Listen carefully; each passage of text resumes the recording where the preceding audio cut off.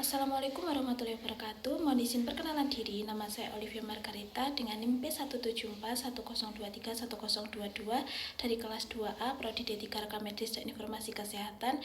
Di sini saya akan membuat video mengenai penjelasan kasus korupsi bantuan likuiditas Bank Indonesia untuk memenuhi tugas pendidikan budaya anti korupsi. Kasus bantuan likuiditas Bank Indonesia merupakan salah satu kasus korupsi terbesar di Indonesia, dimulai pada krisis moneter pada tahun 1997 sampai 1998. Pada masa itu, Bank Indonesia memberikan bantuan sebesar 147,7 triliun kepada 48 bank yang mengalami bangkrut. Akan tetapi, dana-dana tersebut diselewengkan oleh penerimanya sehingga menyebabkan kerugian yang signifikan. Pada tahun 2000, Badan Pemeriksaan Keuangan telah mencatat kerugian sebesar 138 triliun dari dana yang telah disalurkan. Penyimpangan dana BLBI ini meliputi pembayaran kewajiban yang tidak dapat dibuktikan dan transaksi yang melanggar aturan.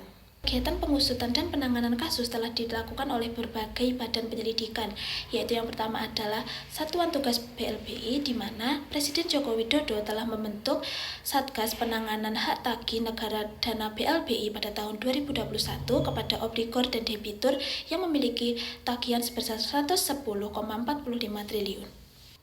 Dan yang kedua adalah penyelidikan oleh KPK, di mana Komisi Pemberantasan Korupsi telah terlibat dalam kasus tersebut sejak tahun 2008. Mereka telah menetapkan beberapa tersangka, yaitu yang pertama ada mantan Kepala Badan Penyihatan Perbankan Nasional, Syafruddin Arsyad Tumenggung, dan pemegang saham dagang nasional Indonesia, yaitu Samsul Nur Salim dan istrinya Ijih Nur Salim. Dampak dan implikasi dari kasus BLBI tidak hanya dapat merugikan negara, tetapi juga dapat memberikan kerugian jangka panjang terhadap sektor perbankan dan kepercayaan publik terhadap lembaga keuangan.